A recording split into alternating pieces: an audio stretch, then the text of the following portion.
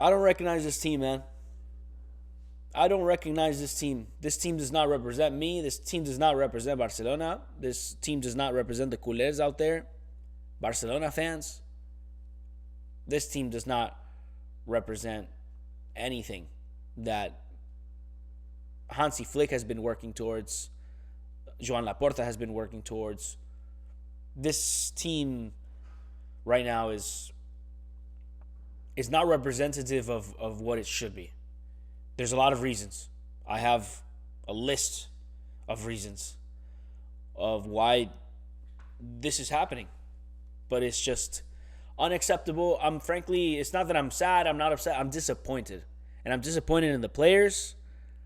I'm disappointed in specific players.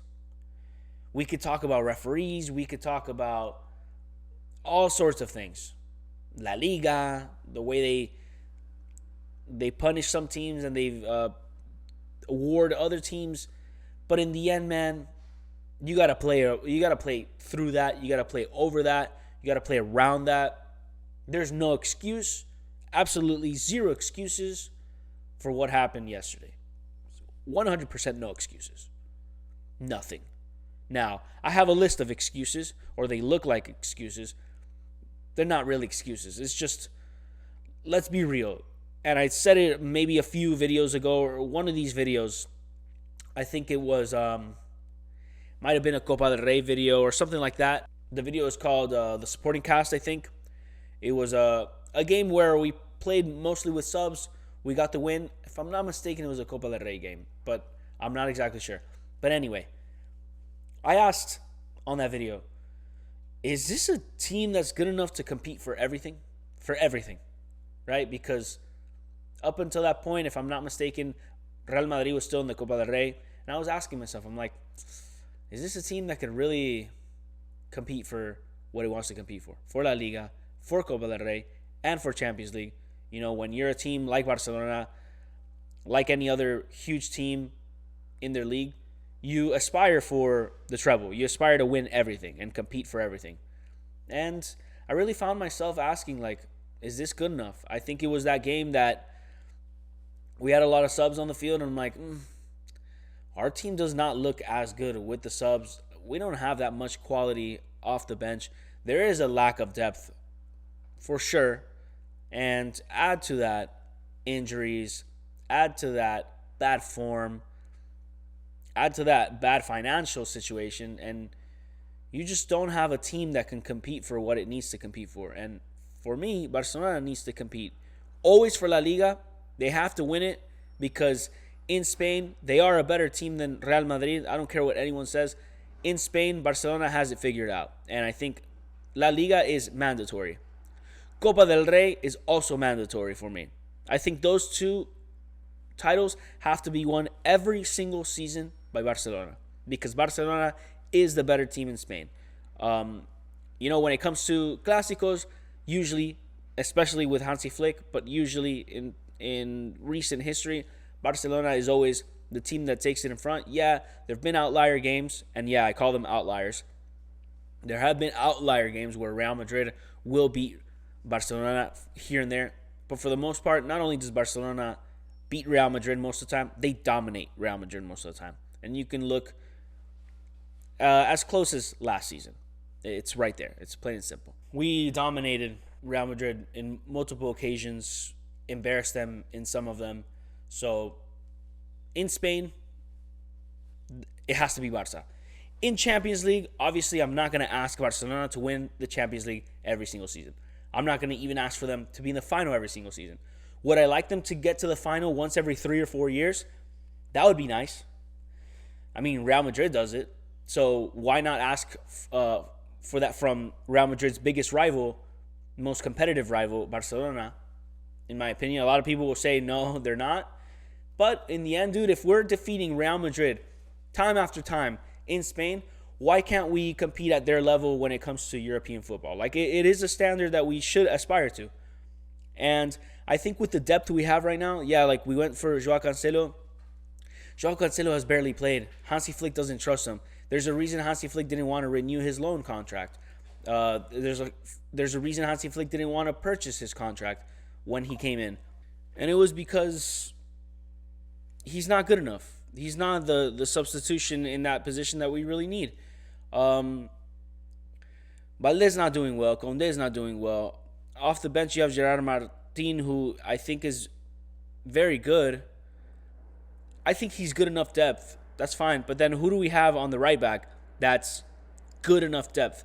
It's not Joao Cancelo. Let's be real. On the center back positions, we have an 18-year-old Cubarsí and Eric Garcia, who I think just got injured in this last game. In the midfield, Pedri's injured, Gavi's injured, Bernal is slowly getting there but not ready. Casado doesn't have the quality because Hansi Flick doesn't trust him. We don't really have that much in that position. We put in Eric Garcia, and then we have Frankie. Frankie's awesome. I think Frankie's good, but who else? You have Frankie and Pedri. Who comes out for Frankie and Pedri that gives you the same quality as them? Nobody. After that, you have Olmo or Fermin. Fermin, ever since he got his contract renewal, he's been absolutely terrible. Olmo is good, and that's a good switch right there, those two players. But still, it's not the quality like I said. Fermin has been shut out ever since they renewed him. Ever since teams have been acquiring tape of Fermin, they pretty much put all their attention on Lamine and Fermin, and they don't play. They just get locked out. Lewandowski's 38 years old. It's over. Ferran is not the best number 9 in the world. Is he clutch? Was he clutch? Yes, absolutely. But he's not a starting number 9 for a team like Barcelona. He's a good backup. Absolutely. He could play on the wing too. But for the most part, and that's all you have, really. That's the only quality you have.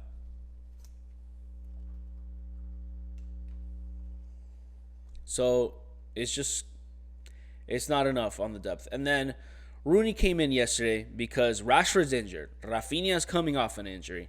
Rooney comes in, and it's okay, but he's left-footed. He has to play on Lamine Yamal's side. If your only two wingers that are available are Lamine Yamal and Rooney, and they're both lefty, and then on top of that, Rafinha's also lefty, Rafinha makes it happen, so I'm not going to complain there. But if those are your two guys, it's just not enough. We can't aspire to beat a team like Arsenal, a team like Chelsea, a team like PSG or Manchester City or Bayern Munich. We can't with this depth. We can't. Now, take aside all of that because we got it done last year and almost got it completely done. We almost made it to the Champions League final and everything. I don't know if we would have beaten PSG. My sensations are I don't think we would have beaten them, but who knows? Anything can happen in a final. But we didn't make it to that final, and that was due to lack of depth. Remember, Balde and Conde were both injured. Pedri was there, I think, so it's fine. But we were missing those two, the left back, the right back, and we kind of deteriorated after that. But let's take aside all of that. No depth, no problem, whatever. Don't worry about it. The number one problem I'm seeing right now, and it's something that I always complain, I always criticize Real Madrid players for, is their overconfidence and their complacency, their cockiness. Fermin is the best cam in the market. Chelsea wants him. He's worth this much. Barcelona renews him. He becomes the starting cam for Barcelona. He's indistinguished. He's like you can't compete against him because if you don't play me, I might as well sign for Chelsea. Puts the pressure on Hansi Flick to start him, and now he's not delivering because I'm the hot shot now. Come on, man. Like, remember what got you there. Same thing with Lamine Yamal. Lamine Yamal gets his big contract, gets all this PR, gets second place in the Ballon d'Or, and all of a sudden they say, okay, dude, just double team the kid. Where has he been since they started double teaming him? Yeah, he has 1 goal per game in the last 10 games. It's impressive. Or not 1 goal, 1 goal contribution. And it's impressive. And he's 18 years old, and that's fine. But like yesterday, for example, the penalty, you got to make that, dude. The 1v1, he tries to chip Gazzaniga. Highly disrespectful. Gazzaniga was ready for it. And he said, no, man, not here, dude. Like, why don't you just slot it? You got to finish those 1v1s. Lamine Yamal on the finish is not that good. He's not that good on the finish. He has that curler if the goalie is in a bad position. The minute the goalie realizes it's Lamine Yamal, the only way he's going to make it is if he curls it. It's over. Lamine never does a close post finish. He never does a low driven shot. It's always a floater. It's always a finesse. It's always a curler. It's never very powerful. So, like Jan Sommer realized last season, Courtois started figuring it out, and other goalkeepers started figuring it out, and now it's a lot harder for Lamine Yamal to score.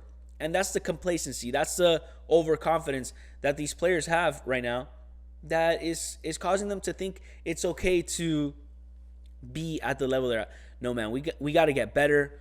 We got to be humble. We got to be hardworking. There's no defensive pressure. Hansi Flick has been extremely upset about that in the Atleti game, in this Girona game. And it's not good enough. It's absolutely not good enough. And I think if they're already 18 years old and they're already complacent, a footballer's career ends at 30, 32, 34 years old.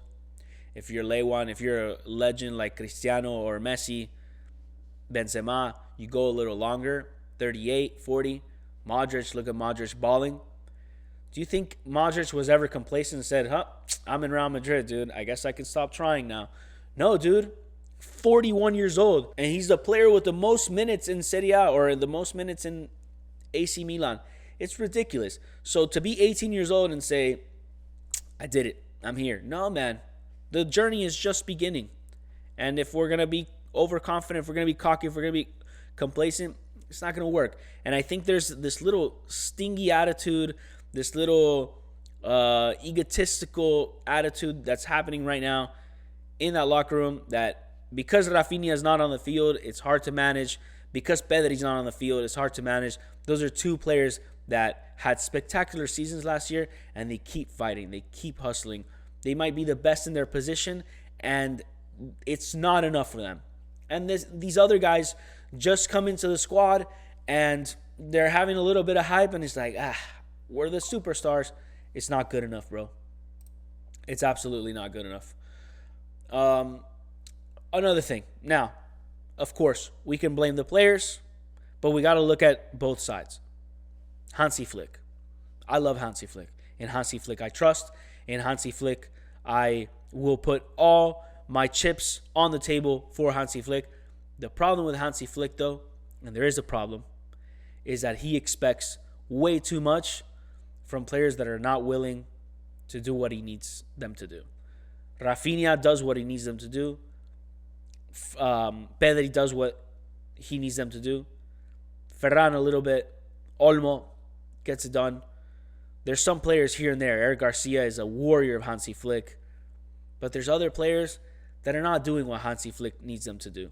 Of course, I could say it's the players, but at the same time, Hansi Flick, there's a kind of a thing, an idea around his successes, and it's that his second season is always a failure. This season is shaping up to become one of those second season failures for Hansi Flick. My theory, my hypothesis, I think Hansi Flick's intensity is not sustainable. The intensity that he requires from his players for 90 to 100 minutes a game in training, 2 to 3 games per week for a whole season, and now for another season, it gets to a point where the players are gassed. The players are fatigued. It's like, dude, we just hustled and pressured and just nonstop fought for a game for 90 minutes, and 2 days later, we got to do it again. Not only that, we got to train tomorrow. And he's going to put us to do sprints and high-intensity training tomorrow too. And it's like that every single day for the past 2 or 1.5 seasons. At a certain point, a player cracks. I'm going to, once again, bring Real Madrid into the conversation You have to compare it to Real Madrid because, one, they're in La Liga, they're in the same competitions as Barca, and number two, they are a standard. As much as I hate to admit it, as much as Barca fans hate to admit it, Real Madrid are a standard of winning. And look at Real Madrid not so far as 2024. The Champions League, they win with Jude Bellingham in his first season and Toni Kroos in his last season in Real Madrid. What happens? Ancelotti says, dude, we don't need a high press. Play a low block. Let the team come to us. When we recover the ball, we give it to one of our dynamic, explosive players, and we'll counter. And like that, game after game, it doesn't wear out the players. It says, yo, we can just kind of chill, analyze the opponent, like really get comfortable, make them uncomfortable. When we win the ball, we give it to Vinny, who's absolutely explosive. Rodrigo's there to combine with him. Bellingham's there to combine with him. Toni Kroos is there to make that final pass, or Modric to make that final pass. Valverde is a hustler. So you have that hustle in there as well. And then we don't have to do 90 to 100 minutes of intense high press every single game. We don't have these high intensity trainings every single day. You know, at a certain point, you see why Real Madrid wins. Because although their game plan is ugly, although their football is not the best, it's sustainable. And it's realistic, it's efficient, it's pragmatic. Hansi Flick is wearing out these players. And now we have Pedri injured, Rafinha injured, Gavi's injured again. And if it's not one player, it's another player. I think the system is a little bit skewed. It's not, like I said, it's not sustainable. And I think that's why Hansi Flick doesn't last long in teams. Now, I could be wrong about this. This is just my sensations, obviously. We're watching this video because, you know, I have some of these things to say, but I could be wrong. Of course I could be wrong. Another reason, and it's very interesting to see, the moment Joan Laporta resigns of the presidency because he's running for re-election of the presidency of Barcelona, and because you can't be a active president and be running for re-election, he resigned, gave the charge to his second man, and ever since then, Barca has lost. They lost in the Copa del Rey, and then they lost in La Liga, and now they're in second place in La Liga, and they're down 4-0 to Atletico de Madrid in a semifinal. All put over. Maybe that has something to do with it. There's a little bit of a void. Maybe there's uncertainty in Barcelona, thinking maybe he might not come back. Maybe the best thing is that he doesn't come back. Who knows? I like Joan Laporta. I support him. I don't know what anybody else has to offer, because in the end, Barcelona are in a huge financial crisis. They're dealing with war on 4 fronts, because not only are we unsuccessful with lack of depth, we're unsuccessful in financials, and then our players are getting injured, and then not only that, Real Madrid is on an all-out war with Barcelona on the Negreira case and corruption scandals. All the while, Real Madrid gets rewarded a bunch of freaking penalties every other game, and we have to compete with that too. But you know, Barcelona is the corrupt club, and Barcelona is a dirty club, and all this stuff. So in the end, bro, like, Barca's receiving it from all corners, and it's just not sustainable. And once again, talking about Real Madrid, and once again, talking about the penalties. Real Madrid is pressuring Barca every single week. We won. You guys got to win. Oh, you guys won? We're going to win. You guys won? We're going to win again. We won. You guys got to win. And it's like that every single match week. But the funny thing is, when Real Madrid can't do it, they get that little push. They get that little, hey, Vinny, all you got to do is dive when you're in the box. We got you. And they got him. Gave him 2 penalties 2 extremely questionable penalties, but they got them. And just like that, every single match week, Real Madrid gets it done one way or another, miraculously. And by miraculously, I mean penalty.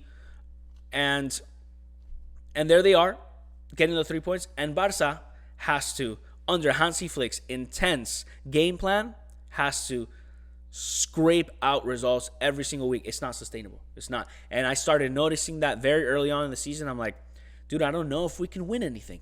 I don't think so. We're gonna collapse. The no title season is imminent.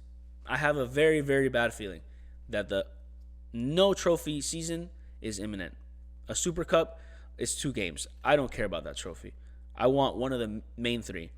In the Copa del Rey, if we only win Copa del Rey, it's a little bit embarrassing, but whatever. We won it, and that's fine. That's cool. It's still nice, but we want La Liga for sure. And, in Champions League, at least we don't have to depend on La Liga for Champions League. We have to depend on a completely different monster that is Premier League teams. We have to hope that, we get good matchups and get as far as we can, but I don't see it happening. My last thing, the Hansi Flick highline, I'm over it. I really am over it. Like, if we can play just a low block defense, it would be amazing because they've already figured Barca out. It's very simple. You place a offensive player, a striker, on the offside, right? You leave him offside. The highline takes him offside. They don't got to worry about him. The problem is they do got to worry about him because he's there. He's there menacing. He's there waiting. And what happens? Barca's left back or right back, they go up. They shoot up because they join the attack. What do? They'll leave a winger in his position. That winger will wait, get the ball, break that line. And once the winger breaks that line, the center back has to go and pressure him because the fullback is up there still attacking. The center back has to get out of position. All of a sudden, if he breaks that line and he's in the same line as that striker that was originally offside, now onside because of the run, that striker receives the ball practically alone, practically unmarked, and it's basically a 1v1 versus Joan Garcia. And Joan Garcia has bailed us out time and time again, but he's not going to bail us out in everything. And he's not going to bail us out against the best, most competitive, most top-class strikers. He's not. And in the end, man, Barca's figured out. They're figured out. It's not good. I don't think this is an outlier. I don't think this is, Barca had a bad day. No. This has been coming. I'm going to go really quick. I want to look at the lineups. Lamine misses the penalty. Who else could have taken it? I don't know if Rafa was still in there. If he was, Rafa should have taken it. What happened to a striker making our penalties? I don't know, dude. They're trying to feed Lamine. That's fine. He's a star player. But again, he's a star player. Why is he a star player? He's 18 years old. Why is he the star player? Why is he the one getting the penalties every time? Because he's the star player? It just... I don't know, bro. I don't know what to say anymore. This team is just... It's not good enough. And in the end, I think it's the high standard that Hansi Flick showed us. He gave us a little taste. Hey, we almost did a treble. We did the domestic treble last season with the financial crisis, with the lack of depth, with this same team that Xavi had just a year before and won nothing with. We can do it. And now we have this high standard, these high expectations. And we're realizing that, dude, the financials are nowhere near better. The depth is non-existent. We didn't get almost anyone. We just got Joan Garcia, but he's a goalie, so it's not like you sub him in and out. That's it. And then you got, who? Rooney? Bargy? What? That's it. That's all we got. And then we got Joao Cancelo on loan. And it's not working. And that's it. Meanwhile, Atleti brought in 10 players. Real Madrid brought in 6 players. And we're here bro, we got a good goalie, and that's it. In the end, bro, our financials are not going to get us there.